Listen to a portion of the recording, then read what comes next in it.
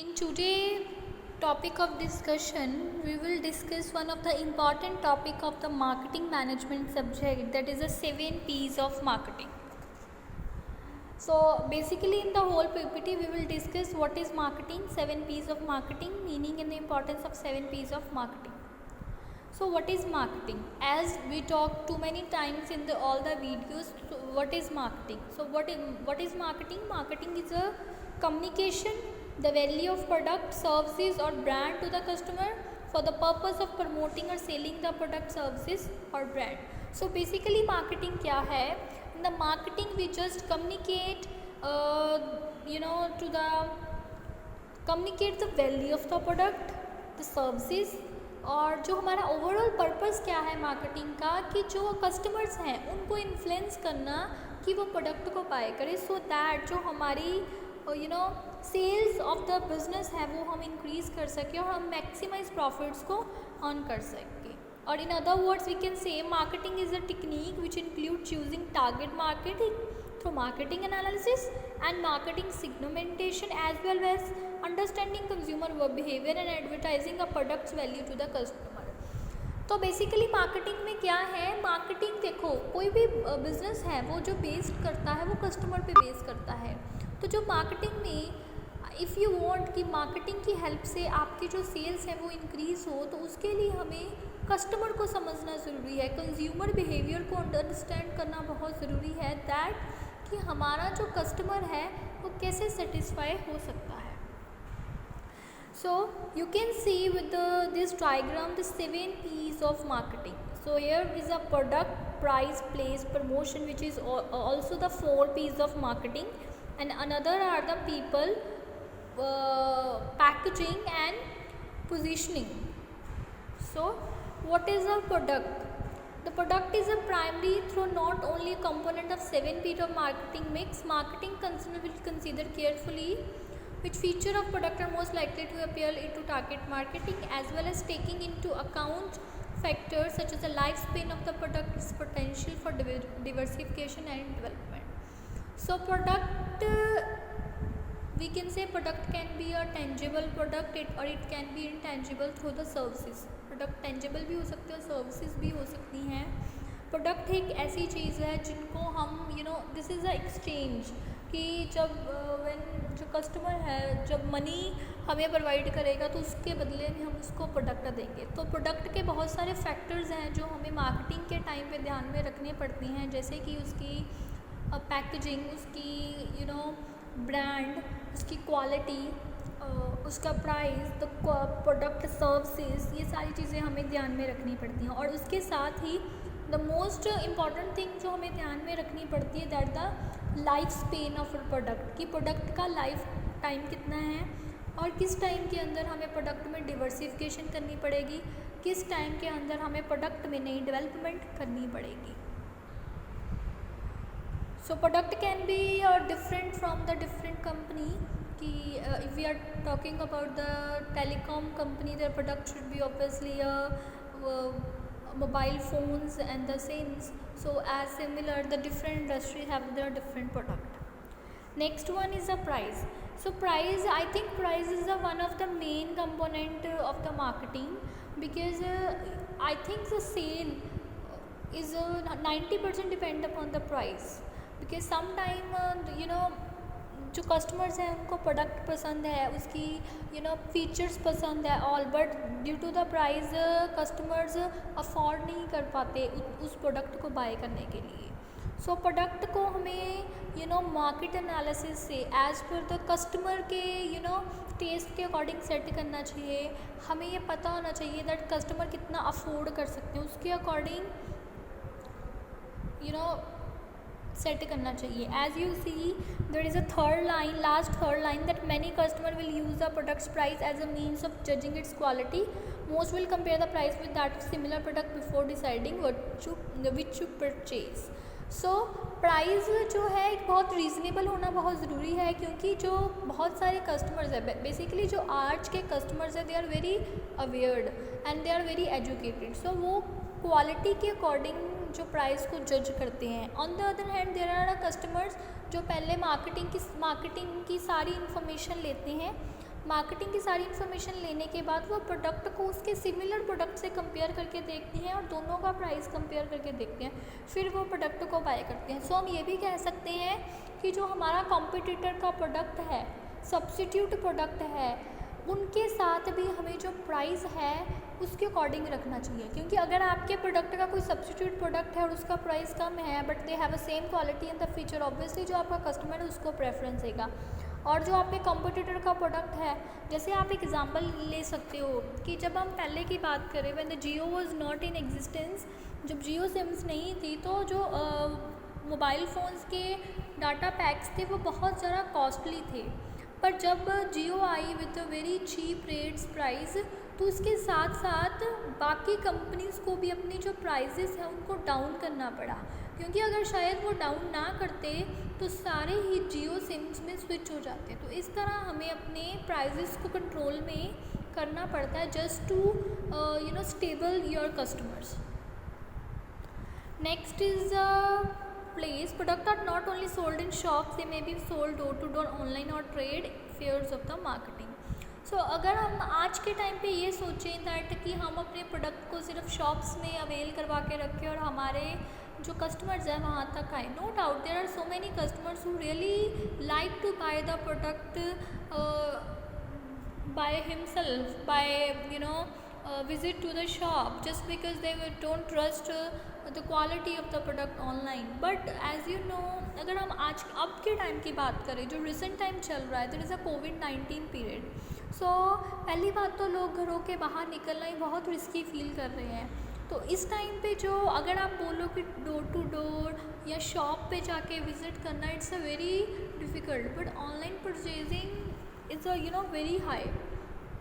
तो online purchasing होना बहुत ज़रूरी है। ऑन द अदर हैंड जो पर्सन वर्कहॉलिक हैं, जो जॉब्स करते हैं, they can not be have a time कि वो अपनी जॉब से छुट्टी लेकर अपनी उधर से मनी को वेस्ट करके कोई चीज़ बाय करने जाए। So they prefer to buy the online product. तो हमारा जो प्रोडक्ट की जो सेल को बूस्ट करना है, तो you have to be provide the services any time, we can say any time anywhere. Now promotion, this is an umbrella tree covering all the media by which a business inform customers about its product, including advertising, public relation and sales promotion। तो promotion तो एक ऐसा tool है जिसके द्वारा आजकल हर person को updates के बारे में पता चलता है। अगर हम आज की बात करें तो today is fully digitalisation, and I think that every children and every old age, every youngster have a phones। तो जो हमें एडवर्टाइजमेंट है बेसिकली वो बहुत करना ज़रूरी है, और एडवर्टाइजमेंट जितनी ज़्यादा डिजिटल हो सके वो उतनी करना ज़रूरी है। No doubt the advertisement should be did in the newspaper, magazines, it's also very necessary in the TVs. So advertisement एक ऐसा वे है जिसके द्वारा हम कस्टमर को एक मैसेज दे सकते हैं that this is a product, this is their features and you can buy that product. So जैसे आप देख सकते हो ये एक होर्डिंग है जिसमें लिखा है something marvellous has arrived new. तो ऑब्वियसली अगर आप जब तक शॉप पे नहीं जाओगे, जब तक आप कोई प्रोडक्ट को देखोगे नहीं आपके आंखों के सामने, आपको पता नहीं चलेगा। लेकिन अगर आपको एडवर्टाइजमेंट करके ऐसे होर्डिंग्स लगा के दिखाया जाएगा, आपका बार बार उस चीज़ पे ध्यान जाएगा, बार बार उस चीज़ की एडवर्टाइजमेंट आएगी, तो कहीं ना कहीं आपके मन में ज़रूर आता है कि क्यों ना मैं इस प्रोडक्ट को बाय करके एक बार देख ही लूँ। तो इससे क्या होगा, आपके जो प्रमोशन होगी। Now people knowing the customer is a linchpin of a successful marketing strategy. Without accurate customer profiling, none of the other 7 P's of marketing can be correctly channeled and the product may fail to sell. So as I already clear कि जो हमारा business है उसकी जो cell है वो सारा कुछ डिपेंड करती है कस्टमर पे। एंड अगर आपको कस्टमर को आप सेटिस्फाई नहीं कर पाए, तो मार्केटिंग करना सारे कंसेप्ट्स आपके फेल हैं। या मार्केटिंग एनालिसिस या marketing segmentation, all the concepts are fail if you don't know your customer. So knowing the customer is very necessary. It's a very necessary to know the consumer behavior, because through the consumer behavior we comes to know the preferences of our customer. For that what we have to do, we just have to हमें marketing analysis करनी चाहिए, कुछ sources से information collect करनी चाहिए, marketing survey करना चाहिए। कई बार there should be create a session of the personal interaction so that हमें जो कस्टमर्स के प्रेफरेंस के बारे में पता चल सके। Now positioning, one of the most important of 7 piece of marketing mix. Positioning refers to product status in relation to the wide marketing, particular how it line up against the competitor. So इसका brand positioning होनी चाहिए, मतलब उसका एक status होना चाहिए। They have the, जैसे एक पर्सन की पोजीशन होती है, ऐसे ही आपके जो प्रोडक्ट का मार्केट में एक पोजीशन, एक रैंक होना चाहिए। बिकॉज जितनी आपकी जो प्रोडक्ट की गुड रेपुटेशन होगी मार्केटिंग में, उतने ही लोग आपके प्रोडक्ट को बाय करना पसंद करेंगे। तो positioning of product in the marketing बहुत नेसेसरी है। पर उसके लिए आपको अपने जो हमने पीस पढ़े हैं, like the product place, price, promotion, people, ये सारी करने भी बहुत ज़रूरी हैं। अपने कस्टमर को अगर आप सेटिस्फाई करोगे तभी आपकी जो पोजीशनिंग ऑफ द प्रोडक्ट बन सकती है। The last one is the packaging. This refers to not just to way in which a product is wrapped, but also to its overall presentation, the way in which it's physically arrangement and designed to attract the customer. So packaging भी it's a very big role play for the marketing. Sometimes क्या होता है, किसी product की presentation इतनी अच्छी होती है, they attract himself to the customer that we have to buy that, कि प्रोडक्ट इतना सुंदर लग रहा है, वो इतनी अच्छी तरह से प्रेजेंट हुआ है कि आप खुद चाहते हो कि मैं उसको बाय करूँ। राइट। जैसे कई बारी आप देखते हो, जो बेसिकली ये होता है presentation, good presentation in the case of the childrens product. जो बच्चों के प्रोडक्ट हैं, they have like stationery product, there pencils and the geometry box are like so beautiful that you are attract to buy। या हम कई बार कोई decoration products जो हम घर के लिए यूज़ करते हैं, वो इतने अच्छे होते हैं कि we are attracted. So on the other hand, कि अगर जैसे आप कोई प्रोडक्ट बाय कर रहे हो ऑनलाइन, तो वो आपको इतनी अच्छी तरह से पैकेजिंग करके दे with the safety that you are attract by that. So this is also very good role, क्योंकि पैकेजिंग, पहले बात तो आपको सेफ्टी है आपके प्रोडक्ट की, ठीक है। और सेकेंड थिंग ये है कि जब पैकेजिंग होती है, कई बार इतनी अच्छी पैकेजिंग हो जाती है, you are attracted by that. So in conclusion we can say that traditionally marketing mix was developed for the first moving consumer goods sector and there was 4 P's. So जो पहले मार्केटिंग थी वो consumer goods sector के लिए हमने सिर्फ 4 P's थे, जो हमने ऑलरेडी पिछले में डिस्कस किए हैं, जिसको हमने मार्केटिंग मिक्स भी बोला, that is a product, price, place and promotion. As service sector has become more aware of marketing, this marketing mix and developed to include people, process and physical evidence. Even if you think you only sell a product, so the original 4 P's will be diffused. It can be useful to think how much of service element there is your business. So हम ये कह सकते हैं, as आपके मन में obviously there should be a confusion that we learn the 4 P's of marketing, then why there should be 7 P's of marketing and services.